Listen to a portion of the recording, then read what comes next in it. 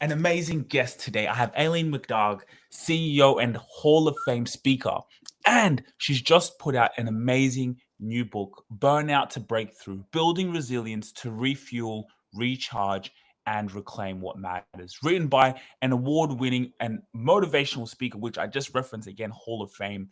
And I think this is quite powerful. It's a powerful topic in the world that we live in today.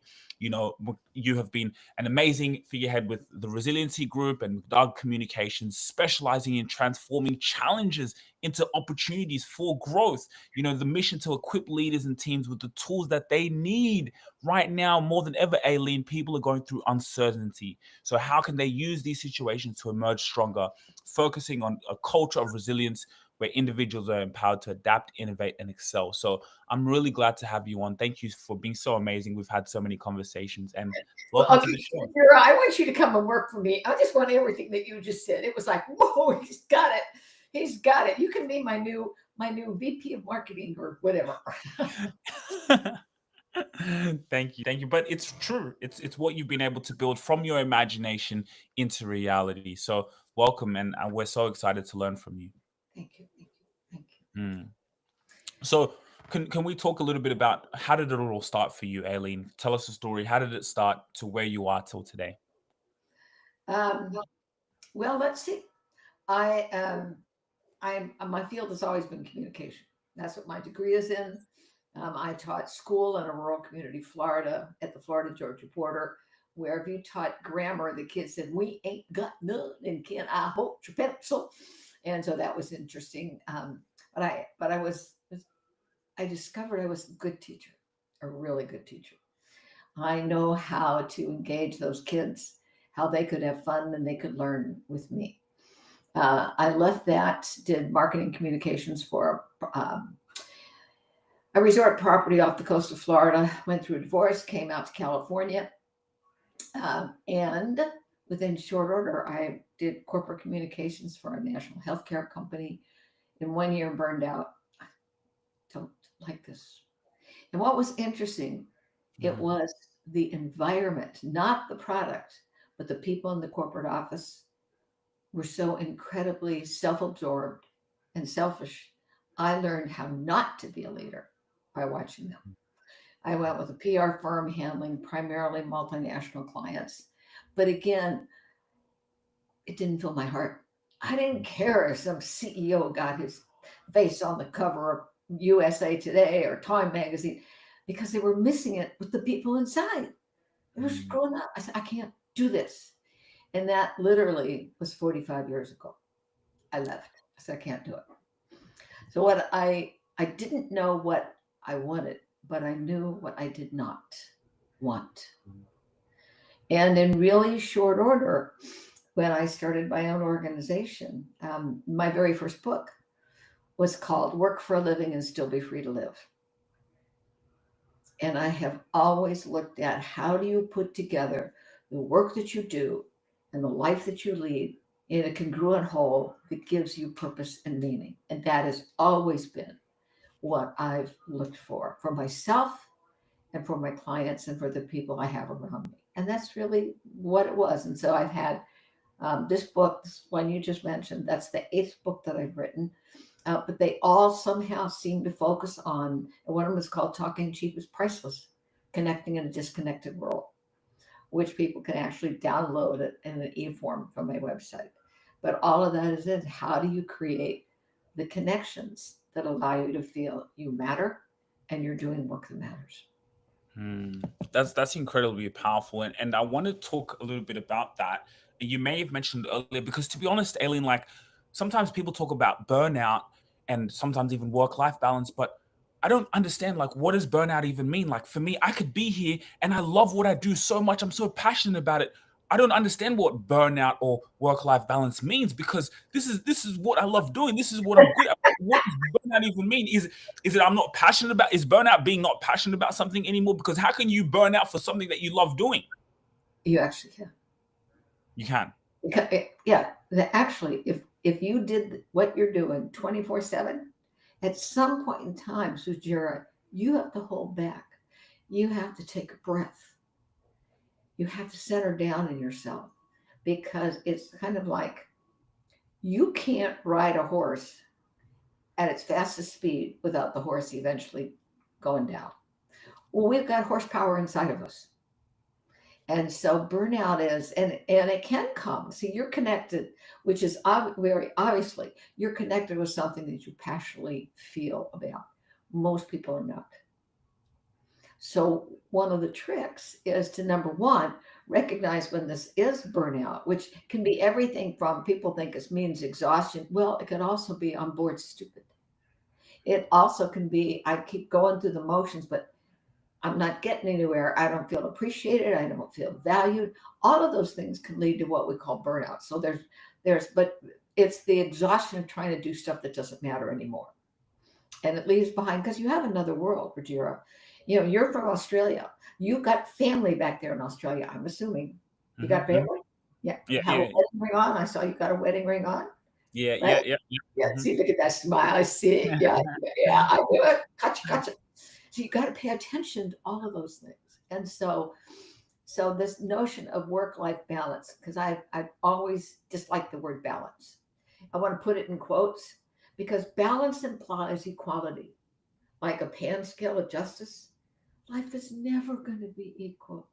So that word work-life balance is that word. It's meaningless. What I think of is rather sailing. Say Use that again. sailing like a sailboat. Use that as a metaphor, because if the sailboat go off, so think of it when you have you ever been on a sailboat?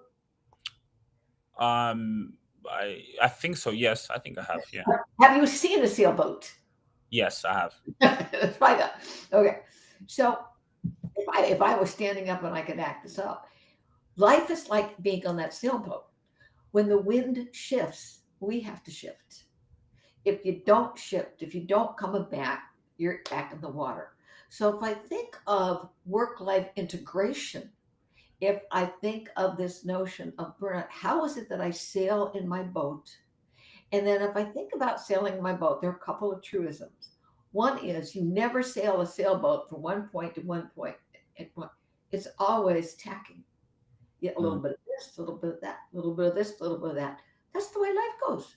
mm, You didn't start out at the very beginning and going, okay, here I am. I got this. You tried a little bit of this, you tried a little bit of that, you try. Okay, so when the wind shifts, you come about. And when the wind shifts, then you change your how you're connected with quote that work, which I'm going to call my sailboat. So just as there are cycles of the tide, cycles of the moon, so too are there cycles of our life. And sometimes in those cycles, where we put our attention will shift. For example, when I was caring for my aging mother, was my attention all focused on this work? No. Did I abandon it? No. But I didn't spend as much time, as much energy connected with, because it was the phase of my life. And for me, it was my mom was the phase of my life. mm, And so part of it is learning to live consciously and realizing that stuff happens in our life and how we respond to that. So we mm, get, quote, out of balance is when we're no longer connected to the important parts of our life because we mm, paid attention over here, but we left all these other ones alone. mm. So, what's the struggle that you see a lot of CEOs going through when it comes to dealing with uncertainty? Well, first off, it is uncertain. Let's face it. There are no absolutes other than gravity, and even that we can define. Death, and some people think they can escape death. Those are probably the only certainties. So I think for CEOs, first and foremost, it is to pay attention. And when I say pay attention, it's really saying how has the wind shifted in this business? Who do I need to talk to?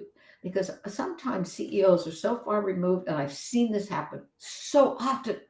They're sitting up here, and the people who really see what's going on are down here. But these people up here didn't bother asking these people down here. I will never forget years ago, I was with a steel plant in the middle part of the United States.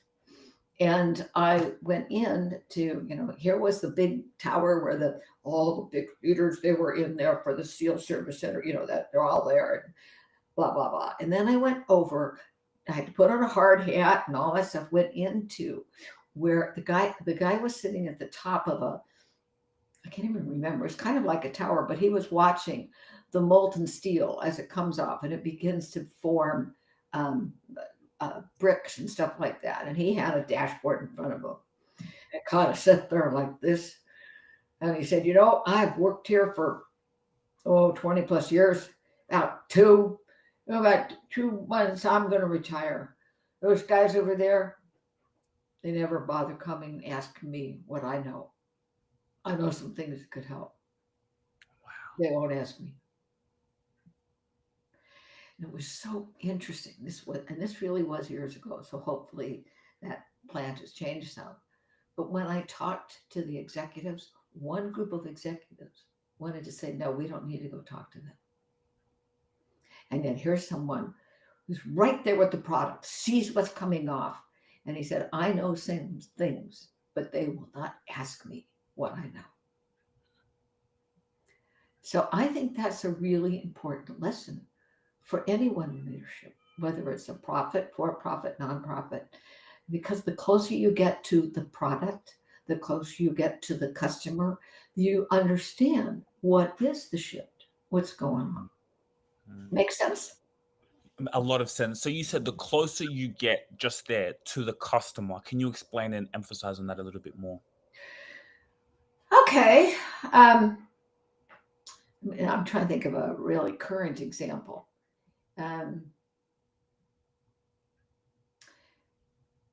So there's a physician that I've gone to for most all of my life here in California. Mhm. And I had to go to another physician for another thing. The second physician, not the one that I've gone to forever, I never got to see that physician.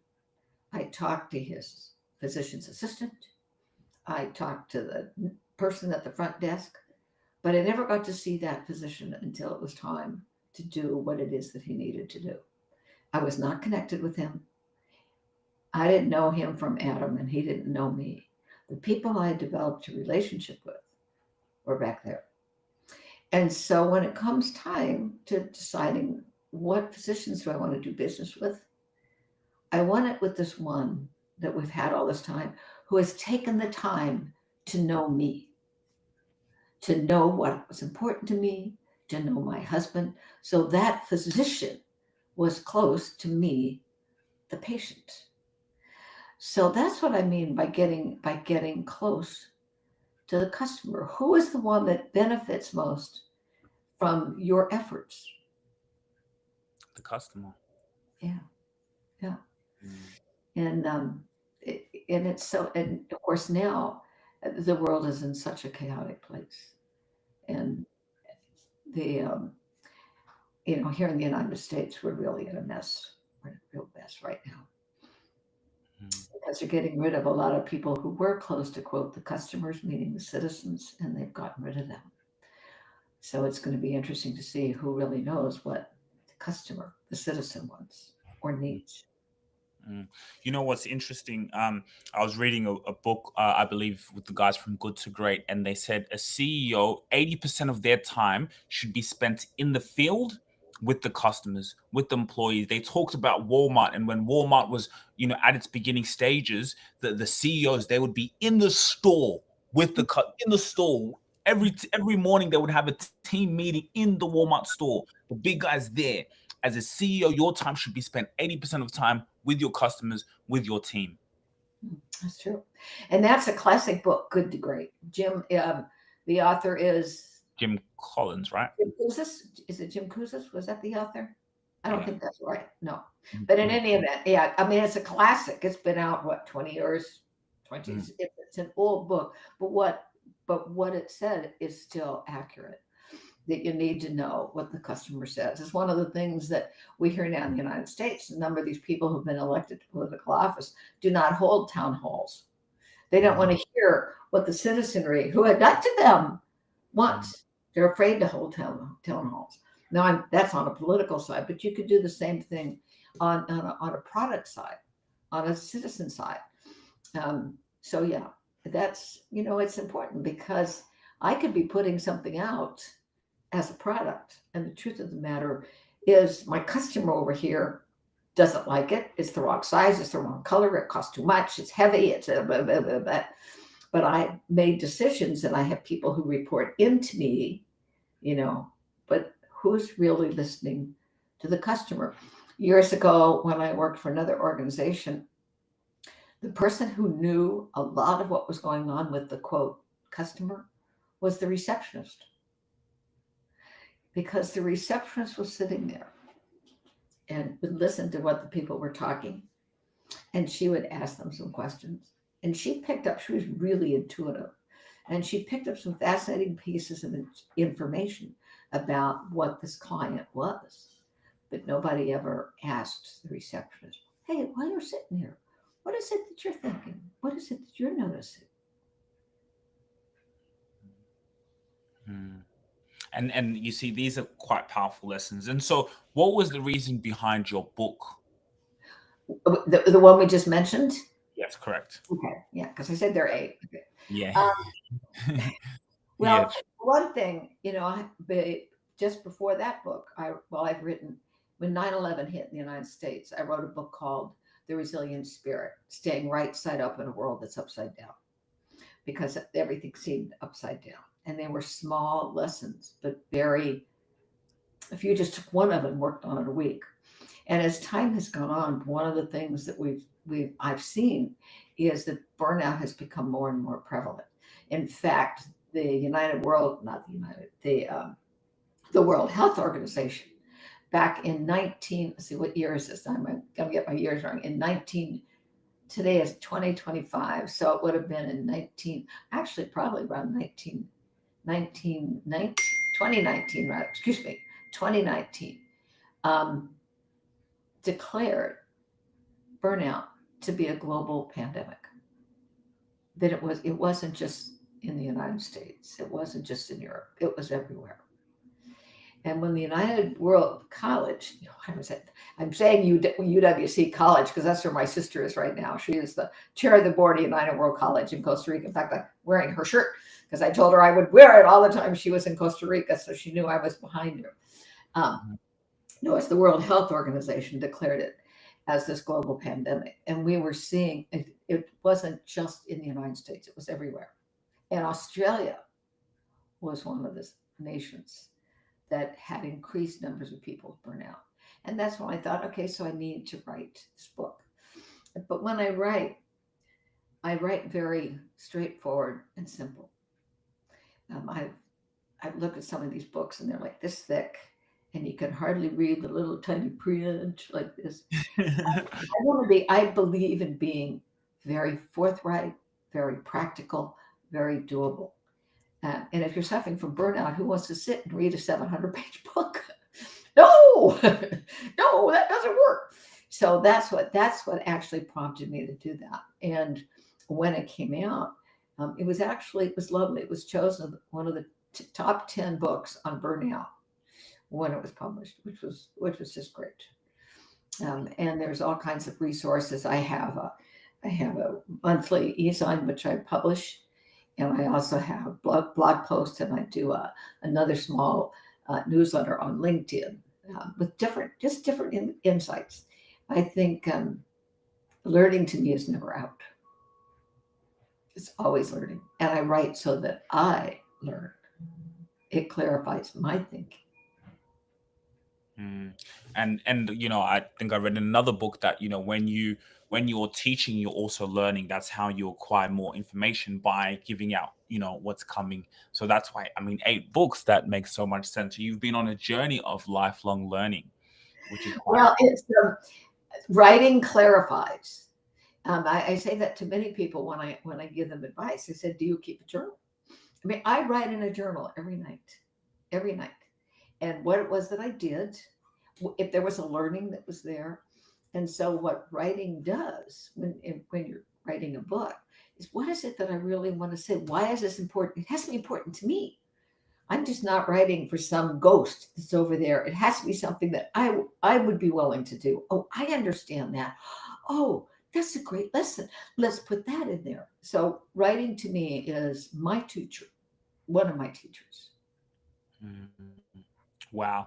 And so, like, what do you see that's happening in the world now? I know you touched on it a little bit earlier, but like, what does the future look like for you? Where do you what's your, mission and vision? What's pursuing your heart at the moment and, keeping your purpose and that fire alive within you?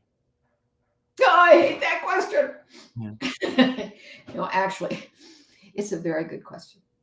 And remember when I said, just like you sail a boat and just there are cycles of the tide and phases of the moon, there's cycles and phases of our life.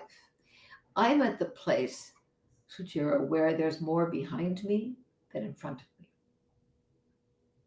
So I want to say, all right, where is it that I am called now? And there are many, many people throughout the world who are in my position. I'm not going to retire. How do I refire? And where would that be? And what would that look like?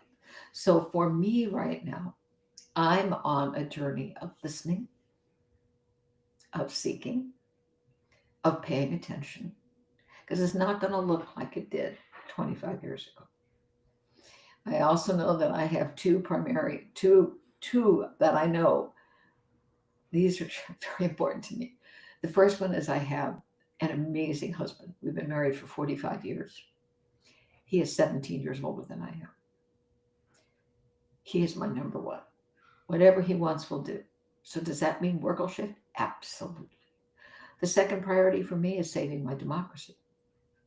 And I'll say that this is a unique country and I want to save a democracy. And then after that comes other work, which is where is it that you can contribute? Contribution is my purpose. I am very clear about that. I don't want to go through life and just, eat bonbons and, go dancing and drink good wine. I mean, that's nice, but that's not my purpose. I have to feel that whatever I'm doing, and it's small stuff. I'm not going to be what do you call it? A Hall of Fame, big one, whatever. That was wonderful. That was then, and this is now. I'm not going to win the Nobel Prize in it. But what is it that I can do now? And sometimes, you know what? Because we're talking about, and you're in Australia, now you're sitting in North Carolina and you travel the world. What makes you feel important is when people acknowledge you, when they smile at you. They say, what can we do for you today? And you know that they saw you. Because right now, the other thing is people feel very unseen. Social media is not allowing us to see people. It's a phony baloney. So what we want is human connection. And I can't tell you the difference it makes when every day, for the most part, I go on a 5-mile run. I get up and meditate, have my coffee, and go on a 5-mile run. And if I see people on that run, which inevitably I do, I say, good morning. How are you doing? Oh, can I pet your dog? It's such a cute one. People smile. They feel somebody saw me. Because the truth of the matter is, oftentimes we go back to either our house or our place of employ and we feel unseen. Wow. Wow. Wow. Wow. That's quite powerful. And I think those are also huge keys in living a fulfilled life is, making people feel special about themselves, making people feel acknowledged.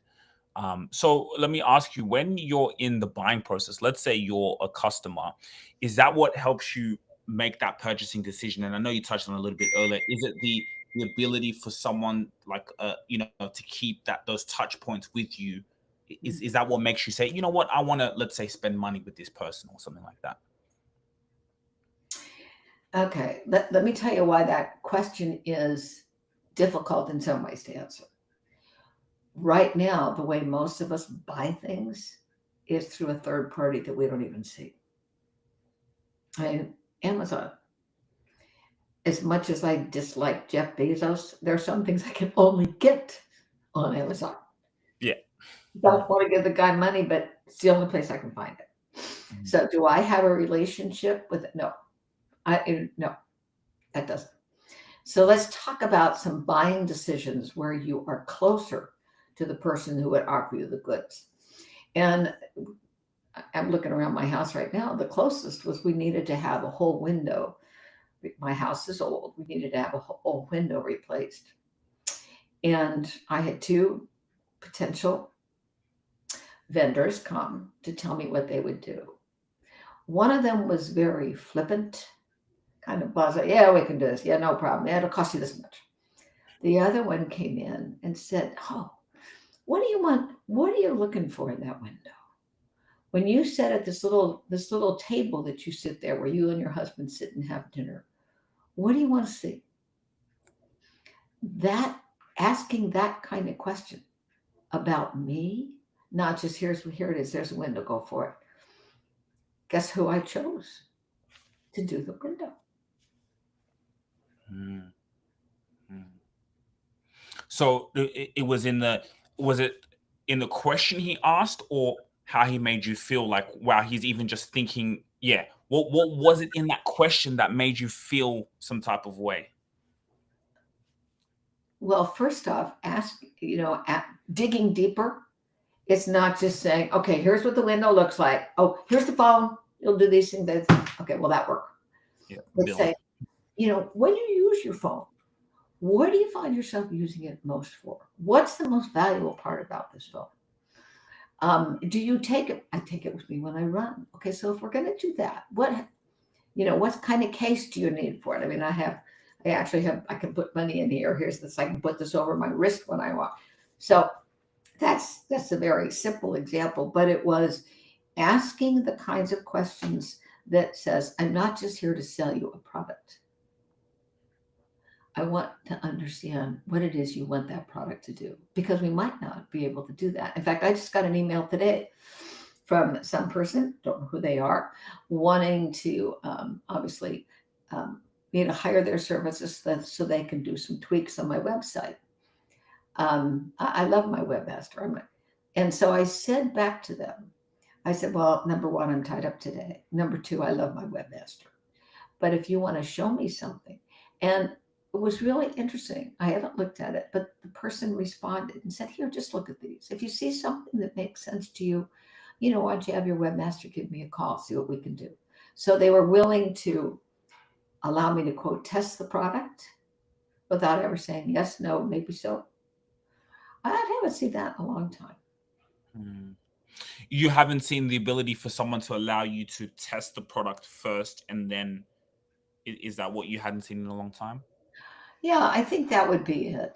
Um, the whole buying process nowadays, as you know, Sajir, has changed so much. And it can be everything from a pair of shoes to a brand new house. I mean, it's all across the board. Um, to the cars you drive. This is a good example. So I drive a Kia Niro, which is a hybrid. The place where I had to get it fixed up did not know me as a person. They would call, get the car done. The new place, they've opened up a newer place that's closer to me, which, number one, geography makes a difference. You don't want to get on the LA freeway and be there forever. But they knew my name. They washed that car like nobody's business when they finished work on it. They had a wonderful waiting room that had coffee. It had little snacks you could have. There was a place you could plug in your computer while you're waiting, for 2 hours while they do this stuff. The person said came back and checked in on me and said, "Well, let me tell you what we're doing right now." And then I've never seen this. When they finish doing the service, while they're doing the service, they are videotaping what they are doing so I can see what they are doing to my car. I've never seen that before. So they involved me in that whole process before I wrote the check. I said, "Thank you very much. I'll see you in 4 months, 6 months, whatever." Mm, That's very different. mm. I've been reading another book, retaining your customers or never lose a customer again, and it talked about a similar thing that a lot of people's fears is once they give you the money, they're not going to see the same effort you were doing before you were trying to get them, so saying, how can you provide that experience, like that, when they give you the money, even how can you even show them the experience that they're going to get even after they've given you money? How are you going to be able to, take them through that journey? And it's even, how can you mark that? How can you show that experience? So I think what you said there is quite powerful in what that company was doing through that whole process. And I didn't buy my car from them. So they didn't get the big bucks from me. Wow. They're getting the repair fee. But when the time comes and I want to buy, my car has got too many miles on it, I'll go back to them. Mm. Wow. And so can you talk to us a little bit about like what you do, as a CEO yourself? Like what does it look like to work with you? Who comes and works with someone like you? So are you asking me what the client experience, or are you asking me who works for me? What Not sorry if you would not who works for you. Yeah, like the client experience. Like if I'm coming, like why am I coming to Aileen? Okay. The reason you would come to Eileen, well, a couple things. Depends on what is it you're looking for. I get clients who come to me because they know that I can create an experience. I can facilitate a meeting that allows me to set a stage so that the person who owns that meeting participates not as a leader but as a participant. So I spend. This is not an inexpensive uh, task, and it Mhm. is time consuming. So let me give you an example. Uh, One of my clients, pharmaceutical company, and I asked the person who was over the meeting. They're going to bring together 20 people from around the world. And I said, "Why are you doing this meeting? What do you want to have it accomplish?" Okay. And I had a good sense for this gentleman. Mhm. And we had 2.5 days as an offsite. And I said, okay. He said, well, they all are great. I mean, they are great players. I said, but you're telling me they don't play well together? He went, yeah, they don't play well together. I said, okay, let me think about that. So that idea of playing music became my theme. And every one of them was a musician. But musicians have to learn how to play, because if it's my turn to have the violin over here, the trombone has to shut up.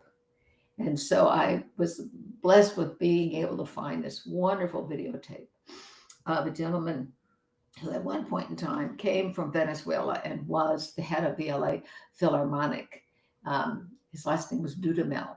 And in this little video, he says, oh, I love my players. And what he was talking about was called Sistema.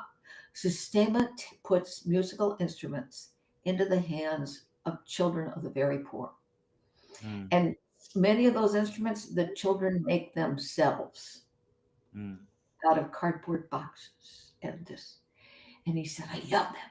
And I played that when we started. I said, what would you, because each one of them was a had their own, downline. I said, what would it take? How would you feel if people said, oh, I love my players.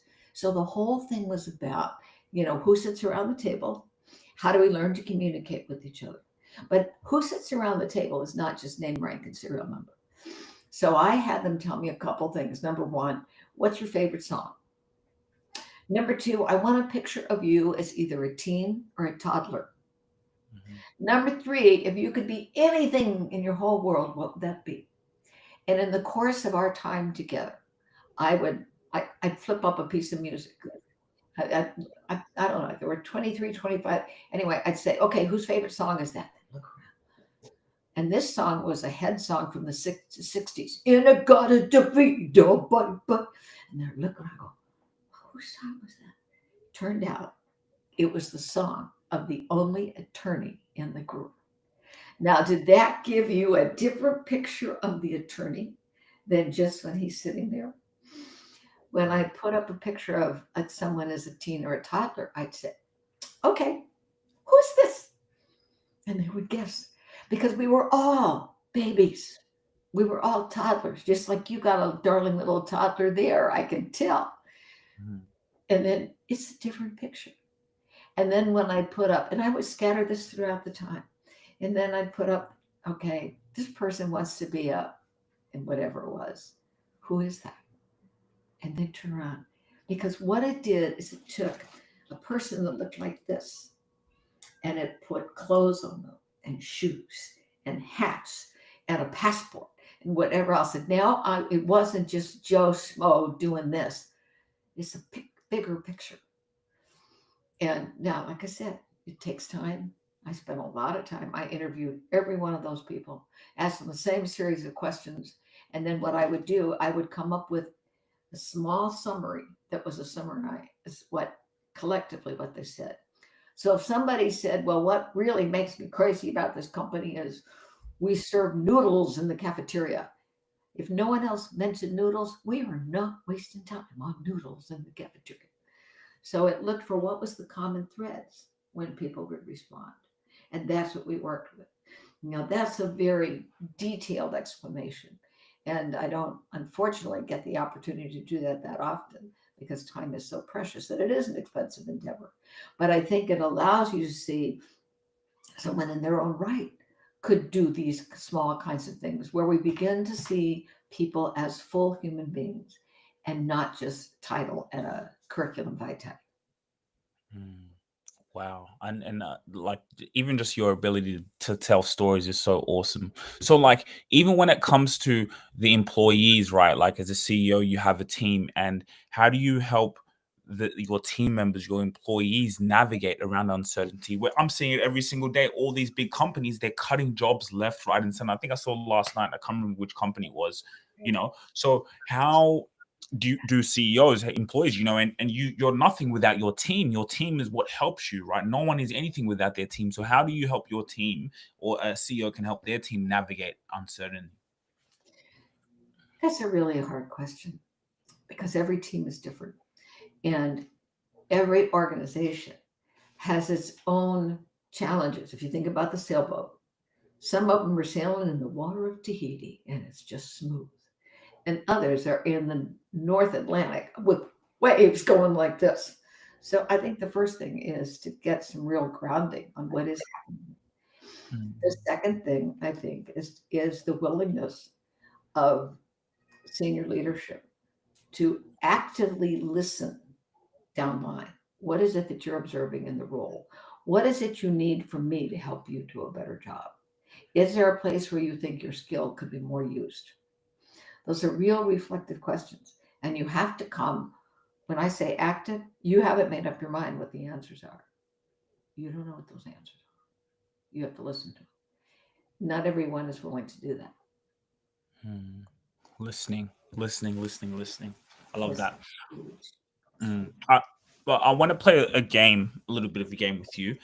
Um, I'll say one word, like a word, and then once I say the word, whatever comes first to your mind, one word you only have, and then you can say it, and then I'll give you a chance to explain it.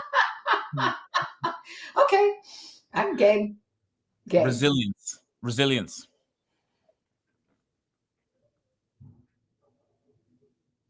Growing through. Explain.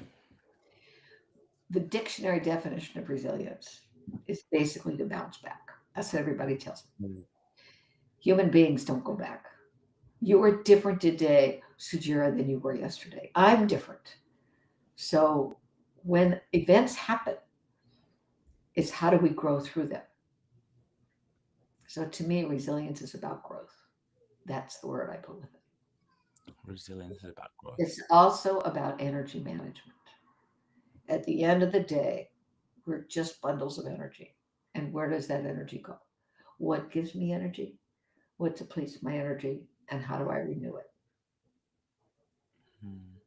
Wow, I love that. CEO. Servant leader. Ooh, explain. A servant leader says, I am here to serve you. You are not here to serve me. Can I also ask you a question? Of course I can. I wanted to ask, um, what does one do when you're all about service, but then sometimes you get difficult customers? Sometimes you get customers, you explain things to them and you say, "Look, we're here to serve you," but they just don't listen, or like, what do you do in that situation? And you're there to serve, but the people you're serving a little bit difficult. They don't want to renew the service, even though you're delivering what you've given them, and you're providing them, and they love what you do. What do you do in that situation? Well, let me put it this way. I have fired clients. When I say I've fired clients, we're not a match for everybody. And that's why people, I mean, I've literally said, you know what? I think I'm not the right person for you. I'll help you find another place. And I really think we can hang on to, and I've seen this in organizations too, where in this case, it was a law firm. And this one lawyer was the one, he was the, what do you call it when they bring in all the customers? He was like the client finder, and everybody, well, we can't get rid of him, but he was a jerk. He was horrible to all the other people. And I suggested to the managing partner, I said, he might be bringing work into you, but he's destroying what's happening to the rest of your law firm. If you so choose, not their choice, not mine, I think your organization would grow better and be better if you said, you're not a match for us. So I don't believe you keep everybody. Mm. And I think part of the wisdom is to say adios. And it's not adios, hasta luego, see you later. It's adios, goodbye. Mm. I like that. I like that because I think so many people can relate. I've been in that situation. And then I think to myself, is it me? Like, I'm doing what I can. I'm being there to serve, but it's just like it drains that energy from you, Yeah, it's just not worth it. It's not, I mean, I don't care how much money. I mean, let's face it, there's some real jerks in the world. And I don't choose to work with them. And if it doesn't feel right, it's not right. It will deplete all of my energy and keep me from being able to serve the people that I want to serve. So no, I believe you can fire a customer, and you can do it but you know what? I just don't think I'm the right fit for you. Let me help you find somebody else. Love that. Okay. Next one, uncertainty. Possibility. Ooh, I love that. Can you explain, please? Well, if things are uncertain, we can say, oh, I don't know. Or, oh, well, since it's not certain, what can I look for in the face of uncertainty? What are the possibilities? See, if all I have is a pen, that's all I have. This is the certainty. But what are the possibilities of other ways that I can put words to paper? Can I use crayon? Can I write with Play-Doh? Can I? So it's in the face of uncertainty, what are the possibilities? Because that opens up a whole wealth of potential. In infinite possibilities. Yeah. I love that. The next word I have, success.